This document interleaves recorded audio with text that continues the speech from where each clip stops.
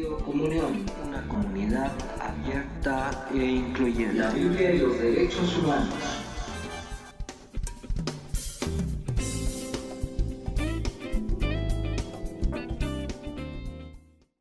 Muy buenos días, nuevamente nos encontramos aquí en Radio Comunión para transmitir la Biblia y los derechos humanos. Es una bendición para nosotros poder estar aquí en el radio. Saludamos a todas las personas que nos están escuchando y que nos sigan viendo también por nuestras redes sociales. Recordando que esto es una comunidad abierta e incluyente. Damos nuevamente la bienvenida a nuestro hermano Ángel Tetetla. ¿Cómo está, hermano Ángel Tetetla? Bien, hermano Roberto, buenos días. Y también buenos días a quienes nos escuchan desde diferentes lugares, pero sobre todo quienes en algún momento dado podrían estar interesados en este tema, que finalmente es un tema muy controversial, hermano. O sea, usted sabe Sí. que hablar de los derechos humanos, pues realmente siempre hay diferentes opiniones. Pero el propósito que yo he entendido en este programa y que usted me ha invitado y que hemos acordado participar es sobre en el aspecto de esos derechos humanos que vienen establecidos dentro de la Biblia, de la Escritura. Y desde ese punto de vista todavía se vuelve más contrastante, porque sacar derechos humanos de la Biblia se confunde mucho, pero en el transcurso de estos programas creo que vamos a tener la opción y la oportunidad de poder explicar y aclarar algunos puntos al respecto. Buenos días nuevamente a todos.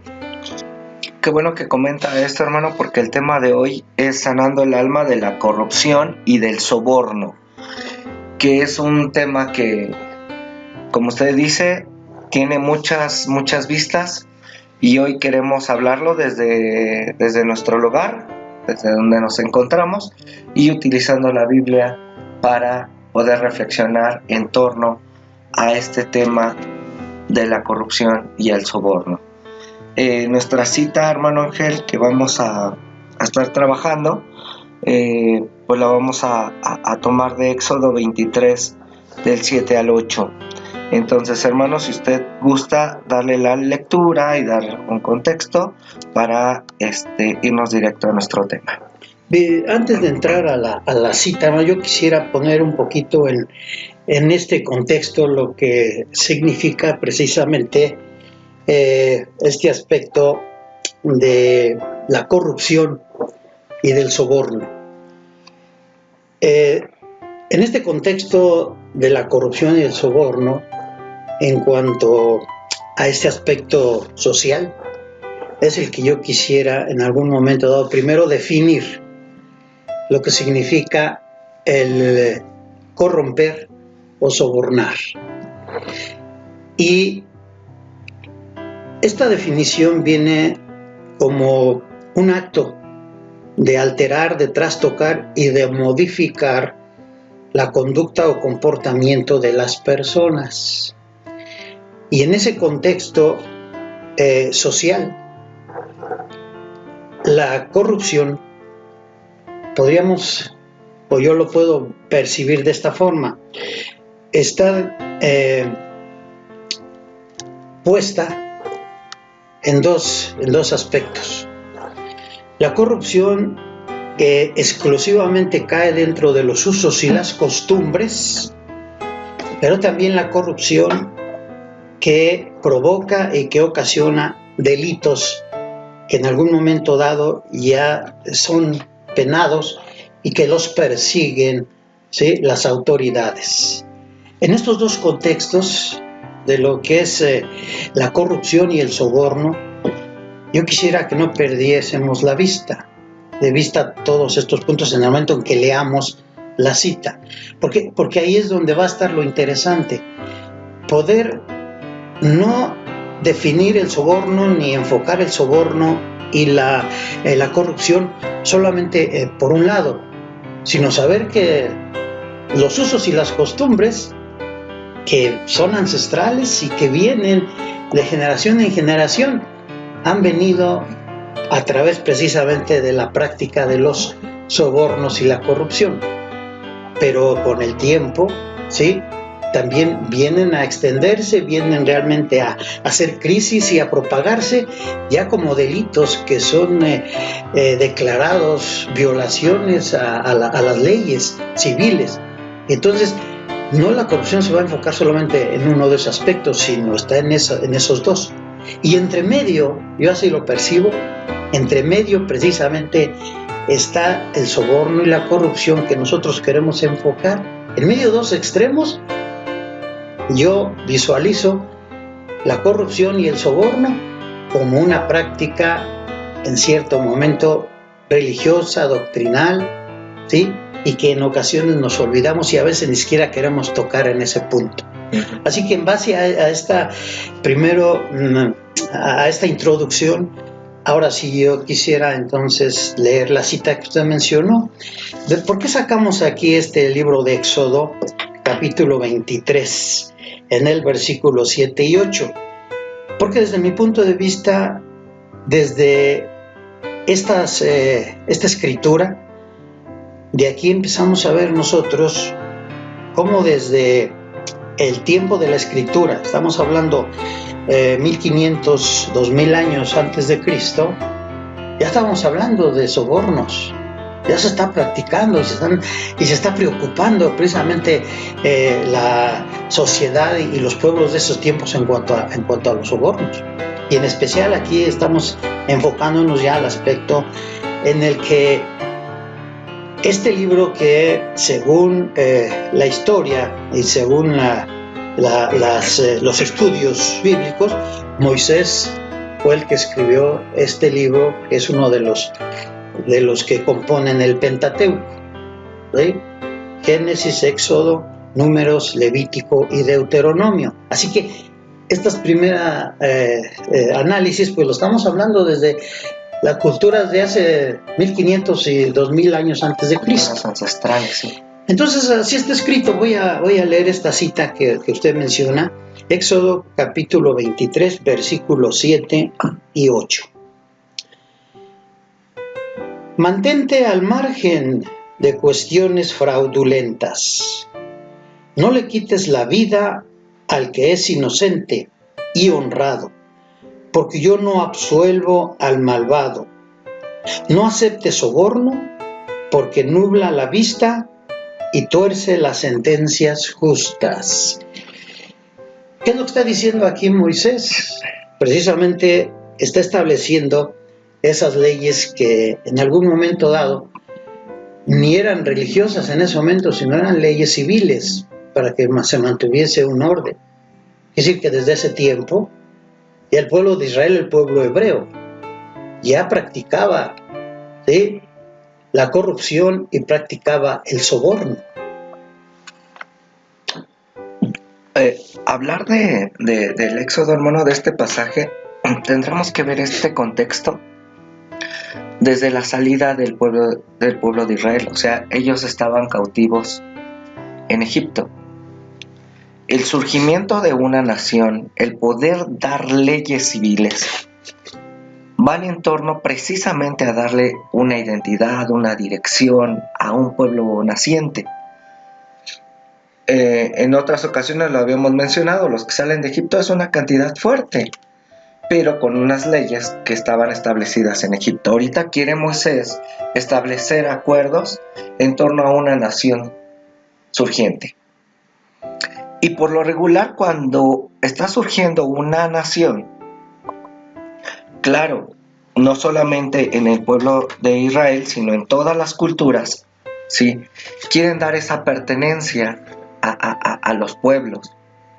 Y una de estas cosas es que Moisés pues pone estas leyes: no hacer corrupción ni soborno, a un pueblo que había aprendido estos hábitos y estas costumbres, ¿sí? Pero esta cuestión no solamente es desde el constructo social, sino también tiene que ver con la identidad del ser humano. O sea, poder entender la llamada cosmogonía, por cómo nosotros relatamos un suceso que a veces no lo entendemos y le ponemos figuras, le ponemos símbolos y les ponemos elementos. ¿Por qué digo esto? Con Moisés se ve aquí que esto lo aprendieron, pero también la corrupción y el soborno ya eran parte del ser humano. O sea, esto se ve en todas las culturas. O sea, no es algo nuevo. Entonces, esto llama la atención que para poder hablar de la cosmogonía, también tendremos que entender que así es el ser humano. Desde si fue creado, pues así fue creado. Con esta dialéctica, diría yo. Con esta dialéctica. O sea, nuevamente, no separemos lo que es bueno y lo que es malo y este dualismo, no, sino como seres integrales. Esta corrupción y este soborno están en la humanidad. O sea, podemos entenderlo. Y pues nos hemos valido de mitos para poder expresar esto. Y una de estas cosas, cuando nosotros hablamos de mitos, pues hablamos de sucesos extraordinarios, como la creación misma, como el mar, cómo se abre. O sea, son formas de narrar sucesos que nos quieren decir una verdad. Y aquí cuando Moisés habla acerca de las prácticas que se tienen que cuidar, nos están hablando de una restitución o de un pueblo emergente, algo que quiere o pretende que sea diferente. Pero en esta diferencia ya hay algo innato del ser humano. Todos, en cierta manera, practican y hemos practicado la corrupción y el soborno. O sea, no hay quien diga yo no lo he hecho. Y quien diga eso, pues estaría mintiéndose a sí mismo. Entonces, por eso digo, aquí hablar del contexto de Moisés tendremos que hablar de dialéctica. Este concepto de corrupción y soborno, claro que se podría ver desde lo indolente, lo deshumano, lo carente, esto que usted mencionaba, ¿no? De lo que significa la corrupción, pero hay cuidado, también como dialéctica podemos ver esto como algo benéfico para nuestras propias vidas. Sí, hace unos meses, entrando al diario vivir y a las noticias que nosotros en algún momento también tenemos que comentar aquí, porque aunque pues está enfocado el programa hacia el análisis, la forma de leer de una forma diferente la escritura, no podemos olvidar que vivimos en un dinamismo social. Y se ha confrontado mucho estos dos conceptos de la corrupción. El anterior presidente decía, ¿sí?, en una de sus conferencias, que la corrupción era difícil de erradicar porque todos tenemos la cultura de la corrupción y del soborno. Viene el nuevo presidente de México y dice, eso es mentira, porque el pueblo, ¿sí?, no es corrupto. El pueblo realmente y las personas no son corruptas, no practican el soborno. Las circunstancias han hecho y obligado a que se involucren en esa situación. ¿Cuál es entonces nuestro punto de vista? Bien, este es el punto en el que nosotros queremos opinar sobre el respecto. Yo le decía, posiblemente uno u otro están pensando en una corrupción, ¿sí?, estrictamente como un delito que altera y promueve, trastoca y modifica una conducta, ¿sí?, para obtener beneficios económicos, para lograr ciertas prebendas, para que en ese momento corromper a alguien significa ganancia y beneficio de algo que está fuera de la ley. Pero no tocaron ellos, en algún momento, de lo que nosotros queremos tocar, una corrupción de naturaleza, así como lo bueno y lo malo que viene inserto dentro del ser humano. Lo bueno y lo malo lo traemos. Ninguno puede decir, no hay maldad en el ser humano. Sí hay maldad en el hombre, pero también hay cosas maravillosas y excelentes. Depende entonces cómo se mueva. Desde ese enfoque, desde lo más simple, vamos a entender que a diario las familias han practicado y practican el soborno y la corrupción en una etapa y en una manera de usos y costumbres, y es difícil de que les quiten eso. Pongo ejemplo: el padre soborna constantemente al hijo. ¿Por qué? Porque el hijo va creciendo en base a un uso y costumbre de que el hijo tiene que rendir, tiene que cumplir con las obligaciones de escuela, de actividades de su edad. Y cuando en algún momento dado el hijo no está bien en sus notas de calificación, en las cosas de sus tareas, lo primero que dicen los padres es: si tú no cumples con tus obligaciones, con sacar las buenas calificaciones, entonces no vas a tener derecho a los privilegios que te hemos dado, ¿sí? A salir, por ejemplo, por las tardes, a irte a tal lugar, a usar tu celular, a usar este tiempo en la televisión, a irte de fiesta con tus amigos. No lo vas a hacer. Entonces, el hijo entonces empieza a crecer con esa costumbre de que el soborno, ¿sí?, va a ser parte de su vida. En el momento en que él diga: voy a esforzarme, voy a sacar buenas calificaciones. ¿Por qué? Porque entonces sí me van a dar, o voy a merecer lo que en cierto momento me gusta. Ahí hay un soborno de usos y costumbres ancestral, y hay familias que definitivamente el soborno lo practican. ¿Qué hacemos nosotros, por ejemplo, cuando tenemos un conflicto con nuestra esposa? De ese diario vivir, y que de repente hay molestia y hay enojo, y decimos: creo que me pasé con mi esposa. Llegamos en la tarde y traemos ese ramo de flores, ¿sí?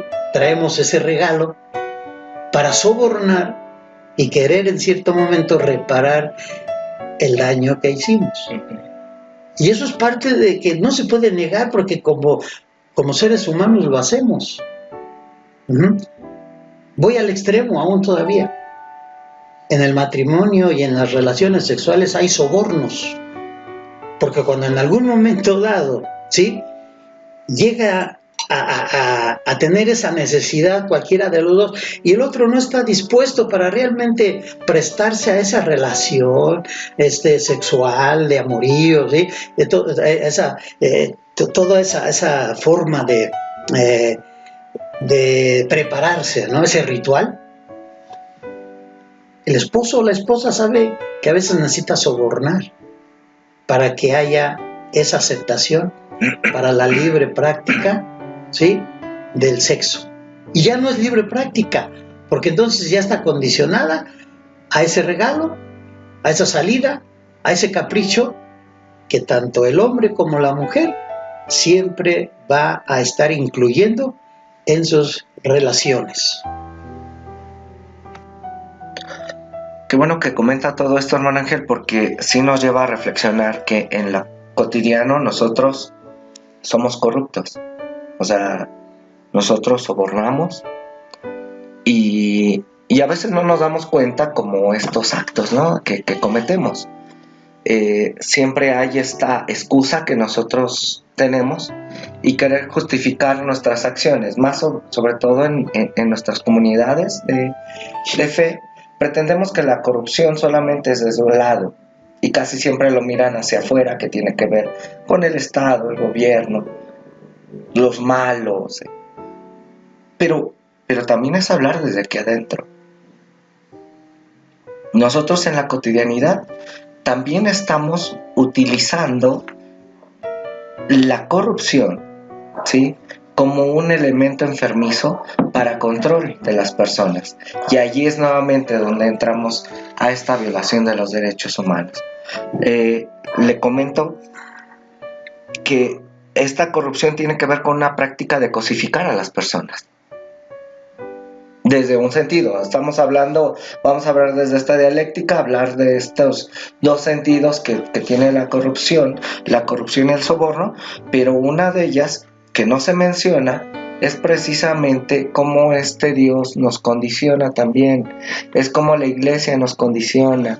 Tienes que aceptar a este Jesús como tu único y suficiente Salvador para poderte ganar el cielo.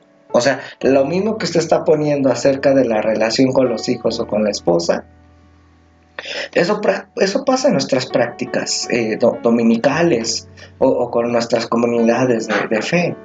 O sea, nosotros también le decimos al hermano, tú para ser miembro en plena comunión, pues también ponemos esas condiciones, ¿no? Y el hermano, pues con tal de pertenecer a este cielo, o para no ir a este infierno, o para no condenarse, o para pertenecer a esta comunidad, pues cumple con ese soborno. O sea, hace esto.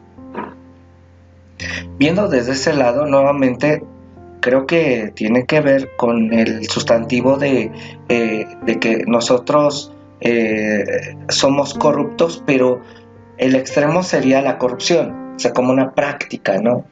Esto que llega a enfermar el alma y que muchas veces no nos damos ni cuenta. Y la otra tiene que ver precisamente con que esta corrupción a muchos, y este soborno a muchos puede ayudar. Quiero poner un ejemplo también. Una persona que está tomando mucho, ¿no? Está teniendo excesos con el alcohol y le están diciendo a la persona, sabes que tienes que dejar de tomar. Entonces lo están sobornando, ¿no? Porque si tú sigues tomando, pues puede ocurrir esto, puede pasar aquello, y mira, te conviene esto, te conviene aquello. Y ahí ese soborno le puede beneficiar a esta persona que está tomando. ¿Cómo esta ley puede convertirse en algo benéfico si él lo cumple y él se deja sobornar, por así ponerlo? O sea, también puede ser benéfico. Pero esto va más profundo también. Cuando Moisés está hablando en este libro, en este pasaje, está hablando precisamente de cómo ellos eran migrantes, ellos cómo salían y cómo él quería también ver a los otros migrantes, ¿sí? Había como, ¿sabes qué? No levantes esto, porque esto va a ser para los migrantes, hay que cuidar porque tú también fuiste forastero, hay que atender a las personas. O sea, también hay una cuestión, ¿sí? De poder ver al ser humano, nuevamente, bajo el derecho humano de la salud, que el ser humano esté bien. Entonces, partiendo de eso, decir que si nosotros nos inclinamos por este tipo de corrupción, que más adelante voy a dar la otra vertiente, sería pues una enfermedad. La corrupción daña el alma, daña una sociedad y cosas así. Pero vuelvo a decir, para otro sector puede ser benéfico, pero en otro momento lo voy a hablar.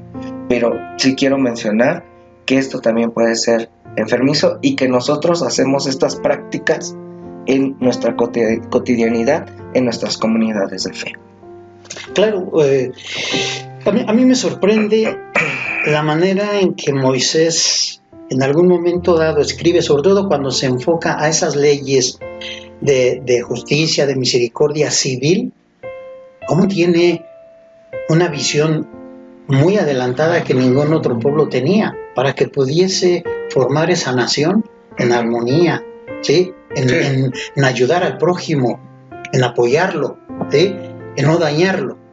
Pero cuando entra en el aspecto de la cuestión religiosa, o sea, ahí es donde altera el derecho humano.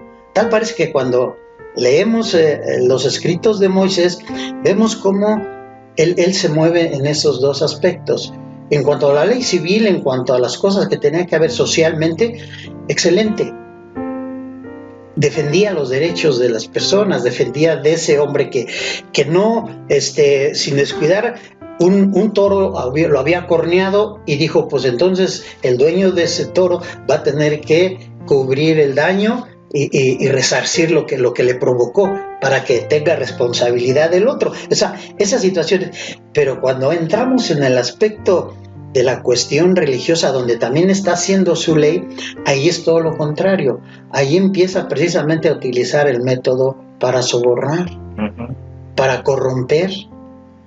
Y cuando habla precisamente Moisés, donde dice, si tú cumples con la ley, ¿sí?, que está establecida, bendito, ¿sí?, bendito serás en tu entrar y bendito serás en tu salir. Bendita tu canasta, tu arteza de amasar, bendito el vientre, el fruto de tu vientre. Pero si no lo cumples, maldito serás en tu entrar, en tu salir. Maldita tu canasta, maldita tu arteza, maldito el fruto de tu vientre. O sea, la está poniendo la ley como un aspecto para sobornar y para que las personas y para que el pueblo hebreo, y hoy el pueblo cristiano que viene también como una continuidad a ese tipo de leyes, piensa que la ley está bien, pero no se da cuenta que está precisamente sobornando en cuanto a una bendición o a una maldición. Aquí vas a tener al monte Ebal y aquí vas a tener al monte Gerizim. Los dos te van a representar la bendición y la maldición. O sea, es un soborno en este caso. Y lo que Jesús nunca hacía. O sea, cuando empezamos a ver todo eso, de cómo en la ley religiosa se utiliza la Biblia para sobornar. Se utiliza la cuestión teológica, lo que finalmente es la doctrina y son los dogmas, como una manera para sobornar. Y usted lo decía, hablar del cielo y del infierno es una cuestión que soborna. Y aquel que dice, pues yo no me quiero ir al infierno, ¿sí?, entonces debo de cumplir con la ley, porque aquí está establecido, ¿sí?, y la maldición también yo no la quiero, entonces tengo que cumplir con la maldición, aunque nunca la cumple. Pero ya está fundando su creencia, su fe en el soborno. Y Dios nunca va a provocar esa creencia de que Él te necesita sobornar a las personas, a la humanidad. Que eso es lo que Cristo viene a aclarar y a cambiar todo ese proceso de soborno con la ley. Sí, es poder mirar nuevamente este pasaje, ¿no?, como del surgimiento, el elemento simbólico del surgimiento de una nación, de una comunidad niña, por así llamarlo, que necesitaba dirección. Esto es cuando uno es niño, piensa como niño, habla como niño, actúa como niño. Pero uno también tiene que dejar esas cosas. No es la cuestión de una nueva mentalidad, que eso podría ser otra cosa, sino estamos hablando desde lo conductual que dicen los psicólogos. Hay cosas que nos tienen que conducir, nos tenemos que agarrar de algo, hermano. Y esto era lo que pasaba con esta comunidad. Lo que sí yo pienso que tenemos que seguir viendo esto es de que esta ley tenía que ver con una cuestión, sí, del forastero, del pobre. O sea, no menospreciarlo, no quitarle, no extraerle lo poco que tenía y que alguien se quedara con todo eso. O sea, esta corruptela que se practicó y se sigue practicando en muchos lados, entonces pues se manifiesta como un elemento simbólico que en la actualidad se sigue practicando, ¿sí? Pues trae los diezmos al alforil para que entonces haya bendición o derrame Dios bendición, que se abran las puertas, las ventanas y todo lo que pueda abrirse para que entonces se entienda la bendición. Hay una frase de Rubén Alves donde él está contando que va a una tienda y dice, y le pregunta a la chica, ¿cómo estás? Y ella dice, gracias a Dios, bien. A lo que él reflexiona y dice, y si te fuera mal, dirías gracias a Dios, ¿no? Entonces, ahí ya no hay bendición, hay se está hablando de un soborno, ¿no? También a Dios, en decir, entonces, te estoy haciendo manita de puerco a Dios. Entonces, si no me va bien, entonces, puede ser mi pecado, puede ser mi maldad, no sé, y si me va bien son bendiciones.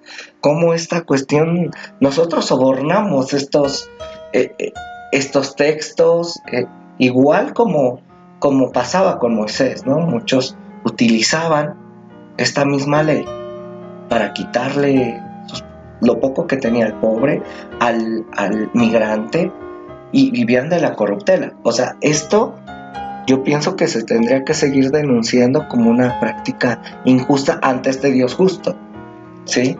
Este Dios justo que quiere ver a un pueblo saludable, un bienestar para todos. Aquí la situación es de que este elemento se sigue practicando, o sea, y muchas veces no nos damos cuenta. Lo que yo quiero resaltar es seguir viendo, hermano, o sea, ver que hay una situación de corrupción, pero ahorita nada más sigo enfocando que estamos en una parte de la dialéctica, en eso que podría dañar el alma. Y como un derecho humano necesitamos nosotros, ¿verdad? Y todas las personas necesitan defender ese derecho de la libertad de conciencia. Eso. Sutilmente la manera en que se penetra a una persona para sobornarla y para cambiar su actitud y motivarla a ciertas cosas, pues es precisamente viniendo esa motivación de afuera hacia adentro de la persona. Aquí es donde se empieza ya a separar, desde mi punto de vista, a separar lo que es una corrupción sana Ya hablemos de... y una corrupción que en cierto momento es un delito y que persigue. Me voy al enfoque de la motivación. La motivación, han dicho los psicólogos, han dicho los que estudian el comportamiento humano, que la motivación original, la motivación sana, la motivación normal, tiene que iniciar desde dentro de la persona. Debe de ver cuántas cosas lo motivan a él en lo que escucha, en lo que estudia, en lo que ve, en lo que hace, lo motivan a actuar y a tener una manera de ser. Su motivación es interna. La fuente de ese cambio, esa transformación viene de manera interna. Yo diría hasta de manera natural. Porque Dios, cuando forma al hombre a su imagen y semejanza, precisamente lo prepara para que su motivación y la vida y todo lo que va a trascender sea una motivación interna, no externa. Y la ley utiliza precisamente, y la religión utiliza en gran medida, una acción externa para motivar o hacer que se motive la persona a hacer a algo o a actuar de una manera especial. Desde ahí yo desde ahí ya percibo cuando una persona, ¿sí?, puede en este momento internamente decir: apelo a la corrupción desde mi interior. Exacto. Empiezo a sentir que tengo que corromper y estar actuando, ¿sí?, de una manera corrupta.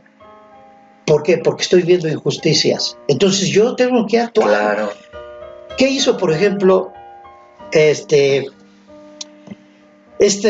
grupo, ¿verdad?, de reformadores, empezando por Lutero, que es el que más en algún momento dado refleja, aunque Juan Hus, Wycliffe, Galvino y los demás fueron los protagonistas de esa reforma.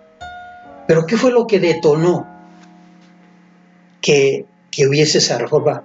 Precisamente el derecho a poder decidir a quién seguir o en quién creer. Y entonces en ese tiempo las cuestiones religiosas estaban manipulando las conciencias de una manera corrupta, porque las indulgencias que fueron, desde un punto de vista, el detonante de todo ese movimiento reformador en la iglesia, se basaban precisamente a esa corrupción que la iglesia había diseñado, ¿verdad?, para poder perdonar los pecados y poder hacer que las personas en su conciencia se sintieran libres. Aunque al otro día mataran, ya habían pagado su indulgencia, ¿sí? Ya habían sido corrompidos. ¿Para qué?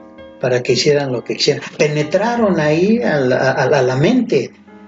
Y entonces Lutero dijo, se acabó esto. Y entonces ahí es donde empieza esa gran reforma, pero que a la fecha solamente hizo el inicio, empezó a trastocar pensamientos, pero volvió a caer nuevamente en los mensajes, en las predicaciones, sobre todo iglesias. Yo no quiero culpar a nadie ni menciono un nombre, pero iglesias históricas que siguen todavía manteniendo esos dogmas, ¿sí? Ahora ya no son indulgencias, ahora simplemente es la dialéctica, como usted dice, en cuanto a cómo te vas a sentir bien, ¿sí? ¿Cómo te voy a motivar para que no peques, para que no sirvas? Entonces te voy a decir que necesitas pagar tus indulgencias. ¿De qué manera? Como usted dice, bueno, pues ahora tienes que hacer actos de penitencia, tienes que hacer actos de sacrificio, tienes que hacer actividades para la iglesia. Y entonces, ¡oh, sorpresa! Nos encontramos jóvenes, familias, que están insertas en una iglesia, en un movimiento, pero su vida ya no les pertenece a ellos. Les pertenece a la iglesia, les pertenece al movimiento.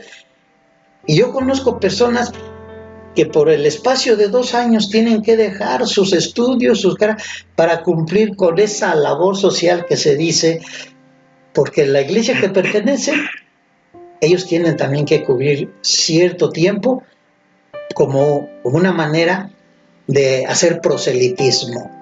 Y entonces están siendo precisamente sobornados y corrompidos en pleno siglo XXI. Sí, me evoca, hermano, a hacer memoria al relato de la creación, al mito de la creación, donde se ponen estos árboles, ¿no?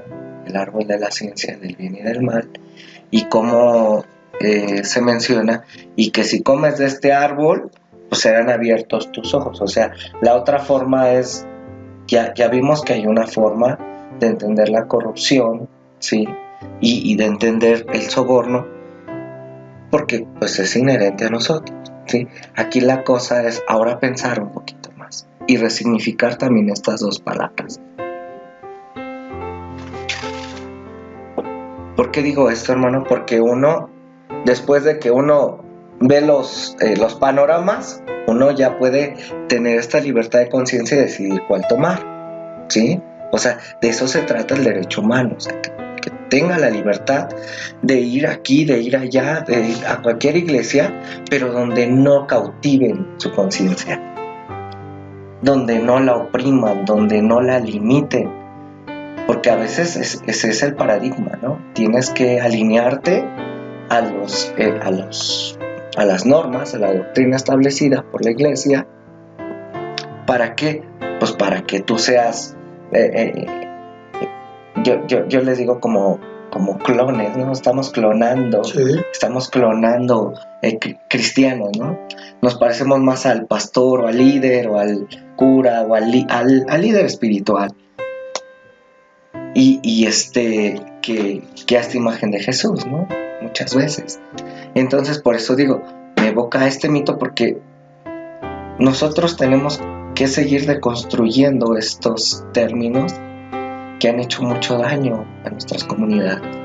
El soborno y la corrupción han dañado a nuestras comunidades desde este punto, que han dañado al pobre, al menesteroso, al campesino, ¿sí? a los hermanos sencillos.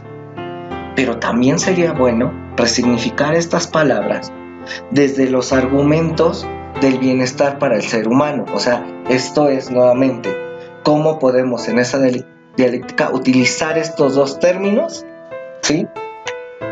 Para que cada uno de nosotros nos elijamos otra vez desde mi alteridad, desde mi yo, ¿sí? No que se entienda, o sea, el yo no como un narcisismo, sino como un ser que se compone y que es difícil muchas veces de comprender, este ser humano, pero que si podemos ir desfragmentando cada parte de nosotros, podemos entender que estas dos palabras no, si las utilizamos en beneficio, no son malas, por así llamarlo. Sí, es cierto.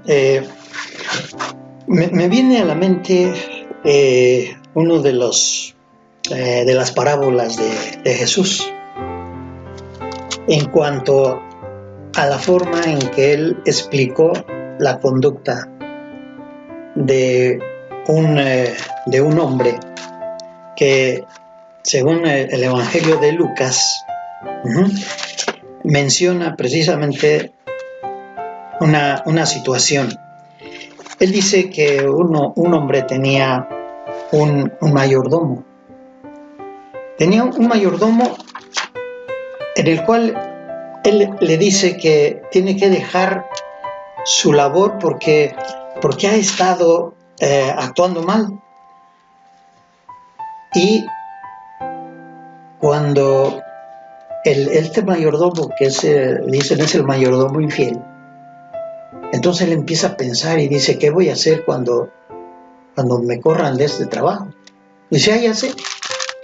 Entonces manda a llamar a los que debían aceite, que debían trigo, que debían hasta dinero. ¿Cuánto le debes al amo? Le debo tantos barriles de aceite. Bórralos y ponle tantos. ¿Cuánto debes de trigo? Tantos costales, ¿sí? Bórrale y ponle tantos, disminuye. Esa es una corrupción y es un soborno, de acuerdo a la manera en que Cristo lo está narrando. Y dice, y entonces, ¿sí? El amo alabó al mayordomo injusto porque fue sagaz. De ahí entonces Cristo dice, a veces los hijos de las tinieblas son más sagaces que los hijos de la luz. ¿Qué nos está queriendo decir Jesús con esto? De que a veces las riquezas injustas, que es lo que dice, abre puertas y abre beneficios. En ese sentido, se han sobornado, y uno a veces, yo en lo personal, a lo mejor he caído en esa situación de sobornar cuando tengo que dar algo, algún dinero X, ¿sí? Para ayudar a una persona, para que cambie su forma de ser. O sea, pero me enfoco primero, número uno, a que ese soborno no viene de fuera, no viene externa, sino es interna, en donde yo analizo, ¿sí? Que es necesario utilizar esas riquezas, ese dinero, para ayudar a una persona. Como usted dice, que a lo mejor está mal, que necesita algo, ten, para que te ayudes, y que esto que yo te estoy dando, ¿verdad?, que sea una manera de sobornarte para que tú puedas meditar en tu cambio que estás haciendo y que te está dañando y te está perjudicando. Entonces, desde ese punto de vista, yo desde este enfoque, yo sí considero que en ese uso y costumbre del soborno, de la corrupción, para ayudar a las personas, para que mejore su calidad de vida, eso está bien, ¿sí? Pero no tiene que dañarlo, como en el caso de decir, voy a utilizar el pecado, voy a utilizar la ley, ¿para qué? Para que tú te portes bien, porque entonces eso es perverso. Es perverso la manera en que se pueda estar utilizando la Biblia, se puede estar utilizando la palabra de Dios como un medio para someter, para sujetar, para dañar y para oprimir. Pero si es para libertad, para dar esa vida, esa calidad de vida y esa dignidad, ahí está lo escandaloso. Podrías decir, ahí es donde dice Dios, utiliza el soborno, utiliza la corrupción para dar vida, para que las personas puedan tener esa claridad en cuanto a lo que significa. Y esta cita, que es una cita que es primordial y básica en el cristianismo, Juan 3:16, se puede observar de esas dos formas, ¿sí?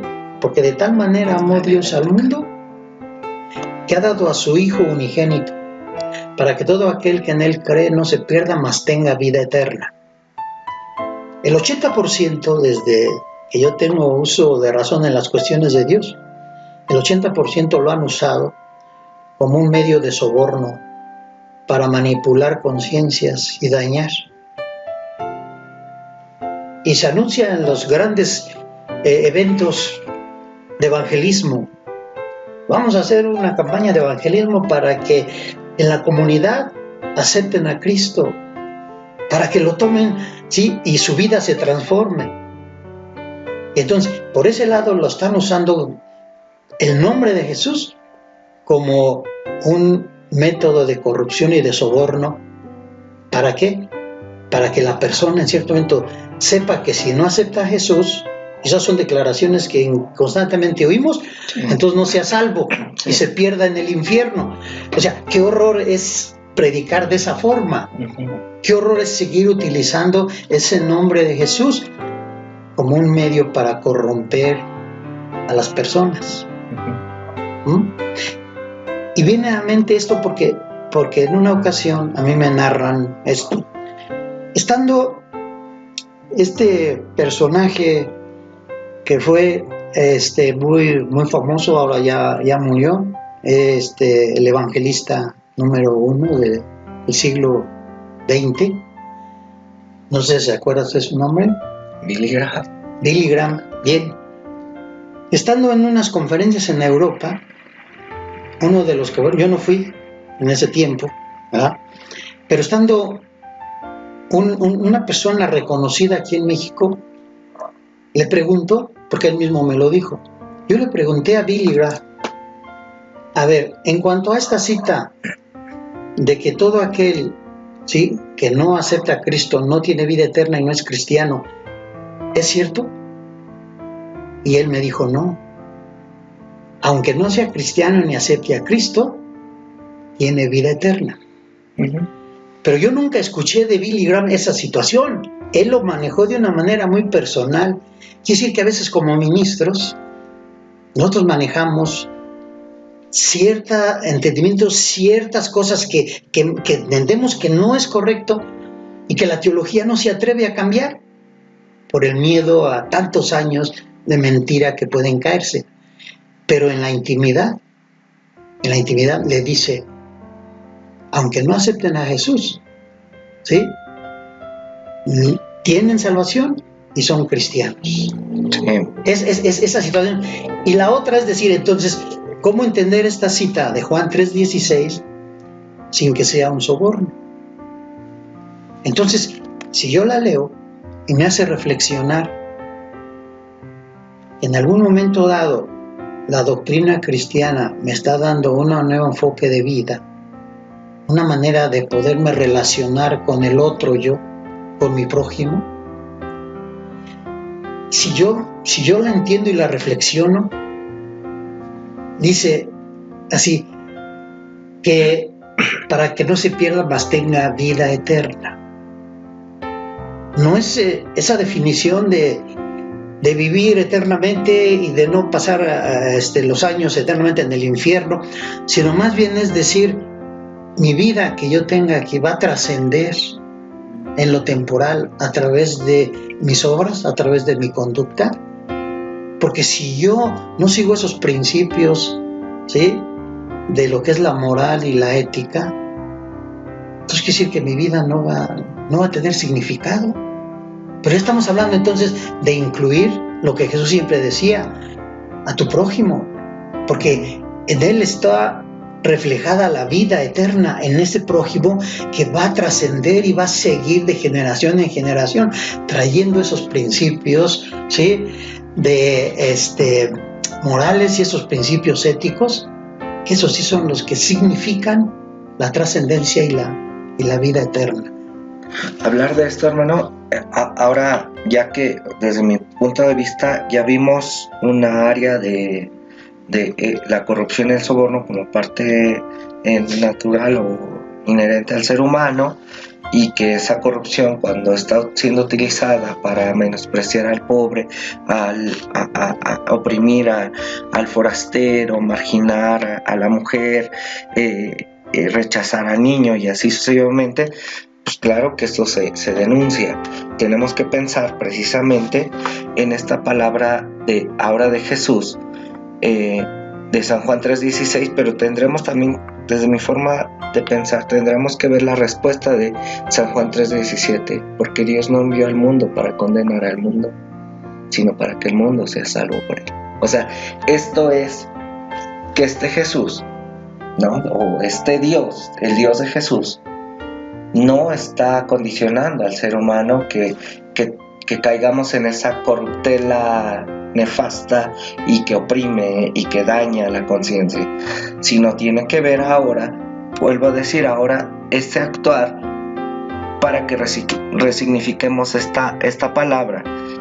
Regresando a la parábola que usted utilizaba, cuando el amo alaba a este trabajador suyo por hacer esta recolecta, ¿sí?, de pedir un poquito menos, o el interés, que también es parte del éxodo de esta nueva comunidad, y utiliza la ley para respaldarse y conseguir el dinero, porque el contexto de esta parábola precisamente tiene que ver, oye, pues no me quites el trabajo porque ya la sociedad ya no me va a aceptar, ¿sí? O sea, es una cuestión también social, no es una cuestión individual, es una vida comunitaria. Entonces, cuando él recibe este dinero, que por lo regular nuevamente esta corrupción se ve desde la condición económica, esto es, desde este mamón, donde se envenena el alma, él dice, no, pues yo ya obtuve este dinero con sagacidad, con habilidad, destreza, con cálculo, matemáticas, contabilidad, lo que haya tenido este siervo, consigue ese recurso, pero él no se lo queda para beneficio propio. O sea, esta corrupción, ¿sí?, o este soborno que hace a esos que les van a pedir, porque esos a los que va a pedir este mayordomo era gente que tenía dinero. O sea, les va y les pide, ¿sabes qué? Tú debes tanto, tú tienes que entregar tanto, y ese dinero lo utiliza bajo esa sociedad o para beneficio de esa sociedad. Unas cuantas letras arriba viene lo de Rico y Lázaro, o sea, el mendigo. Y después nos habla de esta cuestión de cómo muchas veces son rechazados aquellos que no apoyan, que no son solidarios. O sea, la corrupción o el soborno tendría que verse precisamente desde la cuestión solidaria. O sea, lo aplaudible de el actuar de este mayordomo tiene que ver precisamente con la parte solidaria a la comunidad, como esta cuestión también de beneficio para los necesitados o para todos, ¿sí? Pero también quita la idea de esta cuestión retributiva. O sea, muchas veces pretendemos ver toda la Biblia, todo como una cuestión retributiva. Es que si te portas bien, pues te va a ir bien. Te portas mal, te va a ir mal. O sea, siempre tiene que haber una cuestión retributiva. Y aquí este Dios de Jesús, por eso me encanta Jesús como maestro, porque él apela a las conciencias, o sea, sí provoca. Y dice, ¿por qué no eres? ¿Por qué no eres sagaz? ¿Por qué no eres hábil? Y te dejas de puritanismos, te dejas de prejuicios y eres libre de todo eso y utilizas este soborno para beneficio de los demás, ¿sí? O sea, si como práctica lo haces todo el tiempo, pero no hacia el narcisismo, ya no hacia ti, sino ahora para bienestar tuyo y de los demás también, pues hazlo. Este Jesús podría verse como un provocador en la actualidad, porque él está justificando este soborno. Pero es que Jesús tiene razón, porque si nosotros nos seguimos inclinando para este lado de ver la corrupción de esta manera, pues lo vamos a seguir denunciando, ¿sí? De esta manera donde se ultraja el derecho humano, ¿sí? ¿Qué le parece, hermano Ángel, si lo vemos de este lado también de la gracia, ¿no? Ver, o del derecho humano, ver que nosotros podemos utilizar estos elementos, ¿sí? De soborno, resignificar esta palabra para beneficio propio y beneficio de los demás. Y este Jesús, en su compromiso ético, dice, pues todos están en la condición de este mayordomo,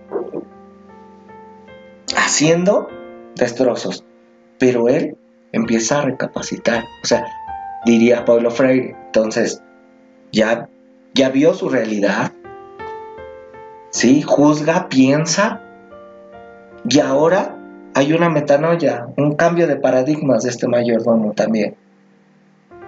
O sea, la corrupción la va a seguir haciendo, el soborno, pero ¿qué es lo que pasa? Ahora dirigido hacia qué. Entonces ahí es donde nosotros podemos tener incidencia en nuestro actuar. Sí, ya lo dijo usted, o sea, Cristo es y siempre ha sido y será un provocador. Cuando nosotros empezamos a leerlo y a releerlo y ver, descifrar esos pensamientos que es bien complicado, pero cuando realmente tienen que ver con ese derecho humano, con esa vida, con ese camino, es más fácil. El caso que Él hace una separación, Jesucristo hace una separación en cuanto a la función de una iglesia, en cuanto a la función de un templo, con la función del prójimo. Y lo hace tan claro que uno dice, ¿por qué no había entendido yo esto? Él dice, cuando vayas al templo, Jesús así dice, cuando vayas al templo, ¿sí? Deja tu ofrenda en el altar.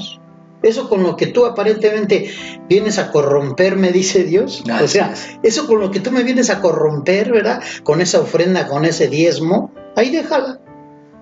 No me interesa. Primero, quiero que tú vayas con tu prójimo y que te pongas a cuenta con él. O sea, que tú vayas y a lo mejor tuviste un altercado, tuviste un problema, una diferencia y no te deja estar en paz. Entonces, están dos tipos de corrupción. La de la ofrenda, la de los bienes materiales para Dios, para la iglesia, y dice Dios, ahí déjala, dice Cristo, ahí déjala. Pero me interesa esta otra donde dice, ve y haz un acto de corrupción con tu hermano. Ve entonces y acércate a él, y si tú lo dañaste, pídele perdón. El perdón es un acto de corrupción, sí, pero es un acto de corrupción que libera y limpia. Porque si yo le hice algo a alguien, ¿sí? Entonces, cuando yo tengo ese cambio, esa motivación a decir, estoy preocupado, angustiado, no puedo estar en paz porque lo dañé.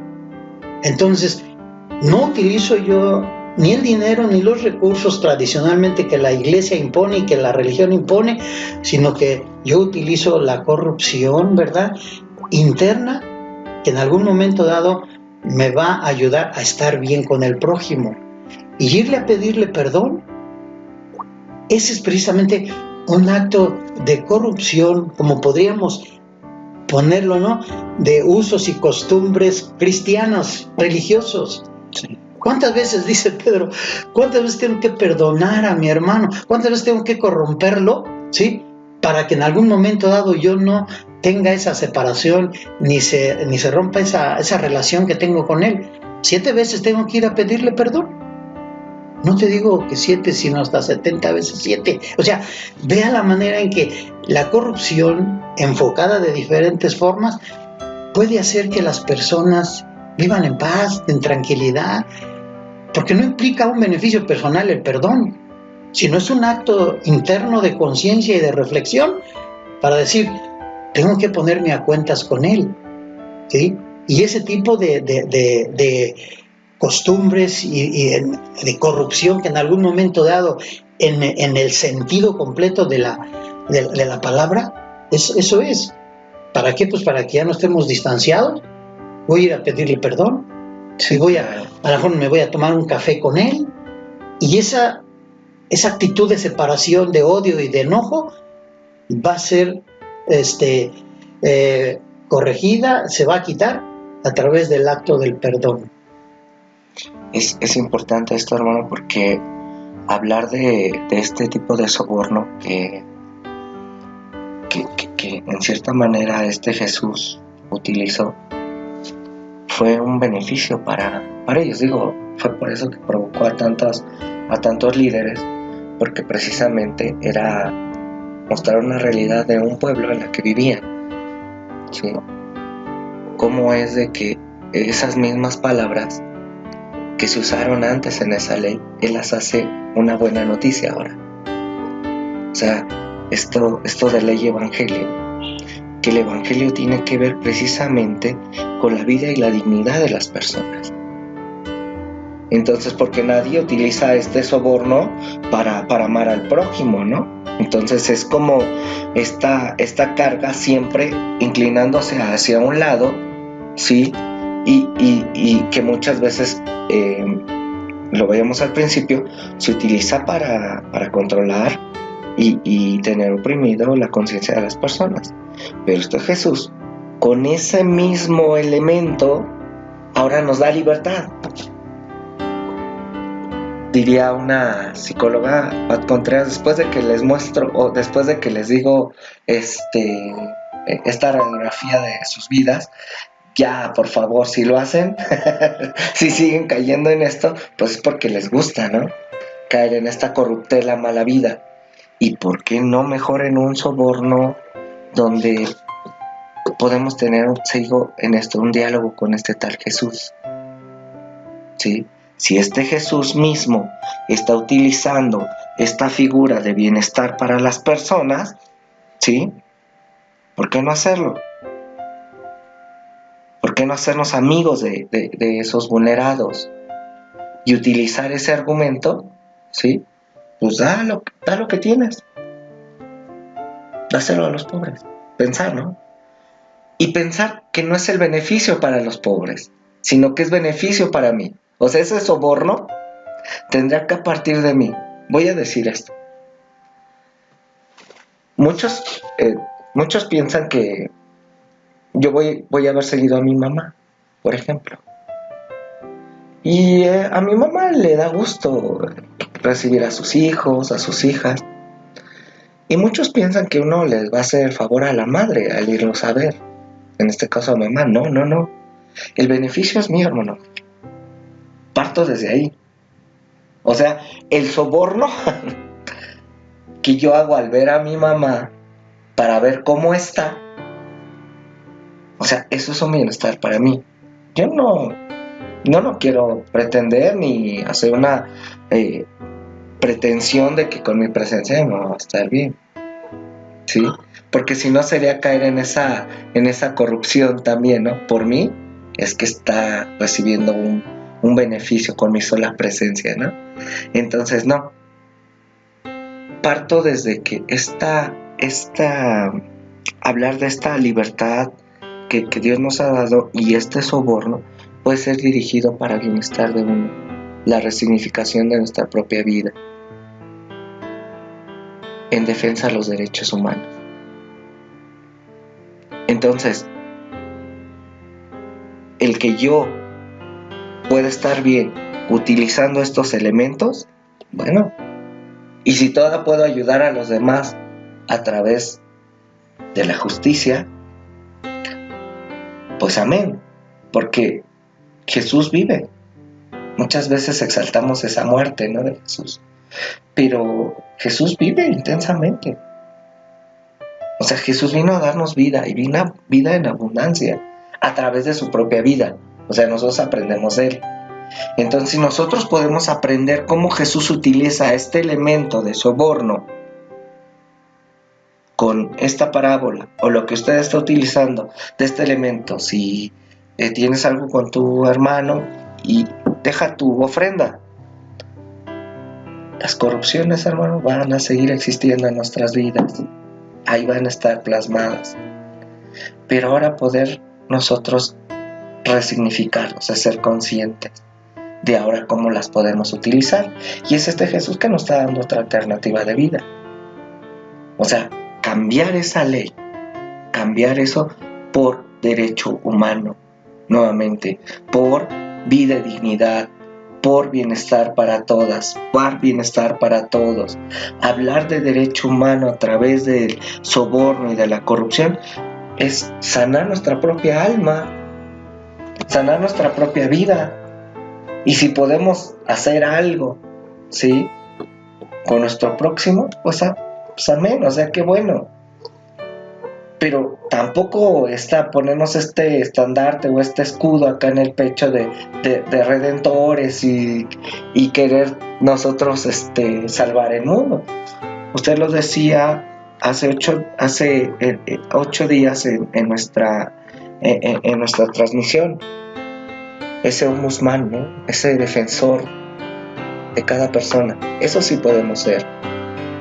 Y es que tenemos que tocar las fibras de muchas personas y mostrar este nuevo camino de lo que entendemos por corrupción y por soborno.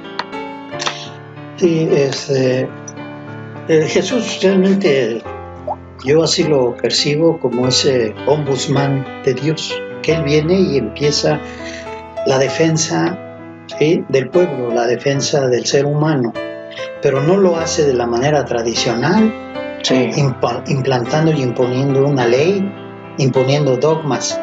Él simplemente nos muestra la naturaleza humana y hace reflexionar. Cuando los ministros de Dios cambiemos realmente nuestro método y no impongamos nada, no estemos corrompiendo a la Grey, no estemos corrompiendo las iglesias, no estemos sobornando, utilizando la palabra de Dios para que se porten bien o se porten mal. Cuando seamos capaces de hablar como Jesús lo hacía, entonces viene lo que se cumple con el apóstol Pablo: el que está en Cristo, nueva criatura es. ¿Sí? Fíjese qué escándalo lo que voy a decir ahorita. Esa palabra que dice el apóstol, el que está en Cristo, nueva criatura es. Porque cuando nosotros entramos, ¿sí?, a ese cuerpo espiritual, cuando entramos en ese concepto inmanente de decir yo estoy en Cristo, ¿sí?, porque si Él está dentro de mí, yo lo voy a limitar, yo le voy a impedir que realmente se desarrolle su plenitud. ¿Por qué? Pues porque yo todavía no tengo realmente ese entrenamiento espiritual.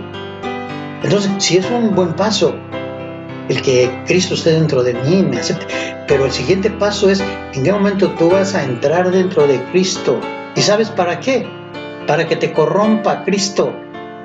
El corromper es precisamente destruir, es estar, alterar, trastocar y modificar una manera de pensar.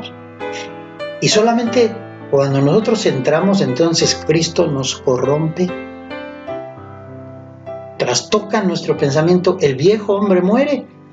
Entonces cuando nace el nuevo hombre, creado según Dios. O sea, el punto está que Cristo corrompe nuestras vidas. En el momento en que entramos con Él, ya no somos los mismos, ¿sí? Ahora, cuando Zaqueo en algún momento dado recibe a Cristo en su casa, lo único que Cristo es empezar a hablar, que se haga sentir su presencia en ese lugar en donde Zaqueo estaba precisamente asombrado de la manera en que se expresaba Jesucristo, la manera en que se manifestaba Cristo, que de su interior de Zaqueo, él solito se motivó y cambió y dijo, ¿sí?, de a quien yo le he robado, a quien le voy a devolver 4 veces, 4 tantos de lo que lo debí. O sea, esa corrupción que hizo Cristo el saqueo lo motivó a decir, he hecho daño, entonces yo voy a devolver lo que hice mal, ya no puedo seguir yo actuando de esa manera. O sea, Cristo nos corrompe en esa presencia y en ese encuentro. Corrompió a Saulo de Tarso, lo corrompió.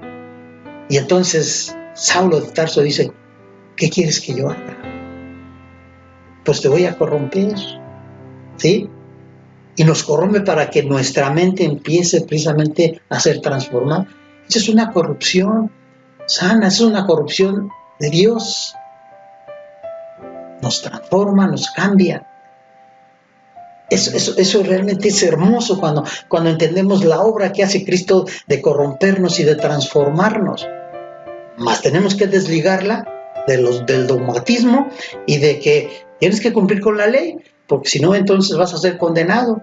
Horrenda cosa es caer en manos de un Dios vivo, ¿sí?, al cual tú te has burlado, al cual no te has portado bien. Eso es algo que realmente en estos tiempos, ¿no?, ya mucha gente está desechando. Pero es un escándalo para los guías religiosos que viven y que solamente saben predicar y enseñar a través del dogmatismo, a través de la ley y de violar los derechos humanos de las personas. Sí, pues es que es eso, seguir invitando a celebrar la vida. O sea, ya vimos, ya pensamos, ya juzgamos cómo podemos actuar en nuestra cotidianidad, en nuestro diario vivir. Pero es eso, ahora hay que celebrar, hermano, también. Celebrar esta presencia, este acontecer de este Jesús en la historia. O sea, Él cómo viene y acontece en nosotros, precisamente provocándonos, para que nosotros podamos elegir, y elegir es celebrar. O sea, elegir es a la vida, elegir es vivificar lo que uno tiene. Si lo queremos ver de esa manera, o sea, Él se muestra, yo soy el camino, la verdad de la vida, yo soy la resurrección, yo soy. Y nuevamente, esta figura de este tal Jesús que vive es la invitación a que nosotros así tendremos que vivir. Sé que a veces estamos por estos dogmas o estos paradigmas o este fundamentalismo, luego se está muy lejano, hermano. Pero llega el momento en que estas voces que nosotros estamos compartiendo, esta visión de este Jesús que entra o irrumpe en nuestra historia para darnos una nueva visión. Y que esto que se veía mal, ahora es bueno en Él. Y que esto que antes era enfermizo, ahora se puede utilizar para bien. El doctor Ricardo Blanco nos decía de esta manera: hay 3 formas para hacer el diagnóstico de las personas: 1, neuróticos, psicóticos y perversos. Él así lo redujo. Entonces él pone a casi al 90 y tantos % de neuróticos, y así empieza a reducir hasta llegar al punto de los perversos. Y él utiliza esta figura de Jesús, donde este Jesús también tenía algo similar a la mente perversa, decía, porque el perverso es el que planea, hace estrategia, maquina, pero para hacer el daño hacia las personas. Pero este Jesús utilizó esta neurosis, esta psicosis, esta perversión para un beneficio. Entonces puede ser escandaloso también, porque la vida de Jesús así fue, pero en su proyecto de Él, que muchos le llaman el reino de Dios, en su proyecto de Él, precisamente tenía que ver con resignificar a la persona, dar nuevamente este derecho natural, ¿sí?, de vivir en plenitud a este ser humano. Entonces, cuando Jesús llama: vengan a mí todos los que estén trabajados y cargados, que yo los haré descansar, es a celebrar la vida, a descansar en Él, ¿sí? ya no hagamos las cosas para Dios, porque si no va a ser esfuerzo, molestia y trabajo, y va a ser una corruptela terrible que nos va a dañar. Sino vengamos a Él. Esta figura que usted utiliza no es de que este Jesús venga y muere, no, sino nosotros en Él. Nuevamente es hablar de la otredad. Es este diálogo con este Jesús. Es mostrarnos así tal cual somos, y que también necesitamos celebrar la vida, celebrar el acontecer, y que Él nos está ofreciendo, o que nos presenta, una vida más saludable. Yo quiero también comentar algo que a mí sí me impactó, sobre todo porque pues no se conoce bien a detalle lo que es la historia, pero sí quiero narrar lo siguiente, que tiene que ver precisamente con la corrupción y el soborno. Y nos dice que en la Segunda Guerra Mundial, ¿sí?, hubo un hombre que se llamó Oskar Schindler. Ya inclusive sacaron esa película, La lista de Schindler. ¿Sí? Bien. Si analizamos bien esa situación, realmente los judíos están agradecidos y le rinden tributo año con año, ¿sí?, como un héroe, porque él salvó a 1,200 judíos de haber sido masacrados, quemados, ¿sí?, lo peor que pudieron haber. ¿Y cómo desarrolla precisamente Schindler esa idea? No nació de él en principio, nace de su secretario, que era un judío que en ese momento platica con él, no le impone, y lo hace reflexionar. Y dice que teniendo en sus manos, ¿verdad?, tanta cantidad, porque era el contador el que llevaba el dinero de esas empresas, que en un momento dado él, utilizando la guerra, empezó a beneficiarse. Entonces, una palabra que dijo este contador, que en cierto momento era ese judío, ¿verdad?, ese rabino. Fíjese cómo está el asunto de cómo trasciende sin necesidad de imponer ni corromper de una manera descarada. Él dice: si este dinero que tenemos aquí se usara para comprar algunas vidas, ¿cuánto bien haríamos? Porque dice, el que salva una vida, salva al mundo. Y esas palabras le llegaron a Oskar, a Oskar Schindler, le llegaron tan profundas que en ese momento solamente empezó a estar dando vueltas en su cabeza. ¿Para qué quería el dinero? ¿Para qué era útil? ¿Para enriquecerse? ¿Para llenar las fiestas de champán y todo ese tipo de cosas? Y él, conociendo la corrupción de los altos mandos nazis, empezó a corromperlos, empezó a darles dinero para comprar a los judíos, primero para que estuvieran en su fábrica, y después en algún momento dado para protegerlos, y se gastó toda su fortuna, supuestamente la que ya había hecho, que venía de la fuente también de los judíos, porque se las había pedido al principio. Si van a morir, pues entonces depositen aquí y vamos a hacer negocios. Pero cuando él decide eso, ¿cuántas vidas compró? 1,200 vidas de judíos que salvó en ese pleno holocausto, que todos se escandalizan. Y a través de la corrupción, él salvó las vidas. Ese es precisamente el sentido cristiano. Eso es lo que Cristo siempre nos ha enseñado. A mí me sorprende esa forma ahora de poder entender este cristianismo que entrega todo, que da todo, por la vida, por la dignidad, por la salud.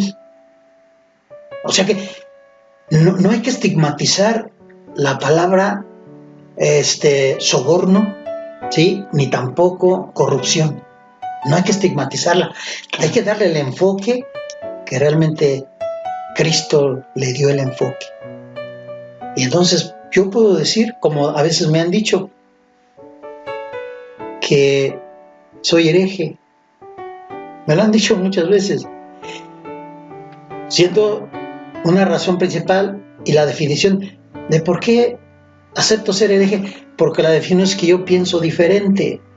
Y todos los que pensaban diferentes en el tiempo de la Inquisición eran quemados y se les nombraba herejes. Hoy debe haber más herejes en el mundo que piensen diferente de lo que ya está establecido, inclusive en asuntos dogmáticos y religiosos. Yo soy de los primeros, como dice Pablo. Si me siguen nombrando hereje, lo acepto y digo, ¿por qué? Porque pienso diferente. No me he sometido ni me he amoldado a los dogmas, ¿sí? y a esa discriminación con que se enseña la Biblia. También quiero comentar y citar un soneto, el llamado soneto a Cristo crucificado, que dice así: no me mueve mi Dios para quererte, el cielo que me tiene prometido, ni me mueve el infierno tan temido para dejar por eso de ofenderte.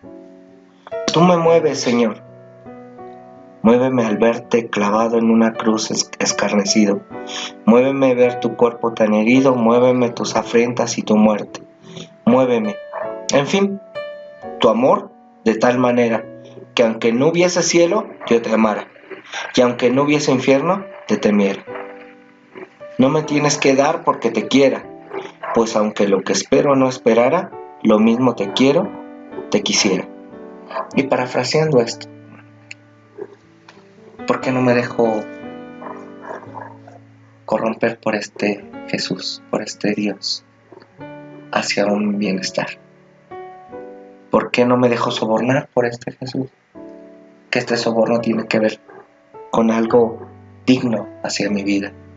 Y que no me sobornen y que no corrompan mi vida a través de los condicionamientos de un cielo o de un infierno. Porque lo que tenemos es esta vida. Y esta vida estamos llamados a vivirla plena y abundantemente. Amén, que así sea. Hasta luego. Bueno, hermano Ángel, pues ha sido un tema realmente muy apasionante. Se me ha ido muy rápido el tiempo y pues vamos a tener nuestras conclusiones, hermano. Claro, sí, yo también no siento el tiempo cuando realmente platico y veo cosas sobre lo que beneficia al ser humano y nuestra relación espiritual con Dios. Y les seguimos invitando, gracias a los que nos han escuchado y nos escucharán. Estamos abiertos a la crítica, estamos abiertos a las preguntas, y poco a poco ustedes también entrarán en este diálogo, en este intercambio de conocimientos que también necesitamos nosotros, ¿sí? Ser retroalimentados por aquellos que nos escuchan y que tienen otro concepto diferente e igual, pero que finalmente, como decía Voltaire, ¿no? Posiblemente no estemos de acuerdo, pero respetaremos el derecho de decirlo y de expresarlo, que ese es uno de los principios de este programa y de este tiempo que usted amablemente ha estado formando y estructurando. Pues la invitación ahí está, por favor. Ya saben, si nos quieren escribir y hacer sus aportaciones, escríbanos. Centro Cristiano Comunión 8@gmail, también en nuestra frecuencia radial, recordando que tenemos nuestro Instagram, nuestro Twitter, también si quieren escribir, nuestro Facebook, y en el canal de YouTube, donde pueden hacer todos los comentarios que ustedes deseen.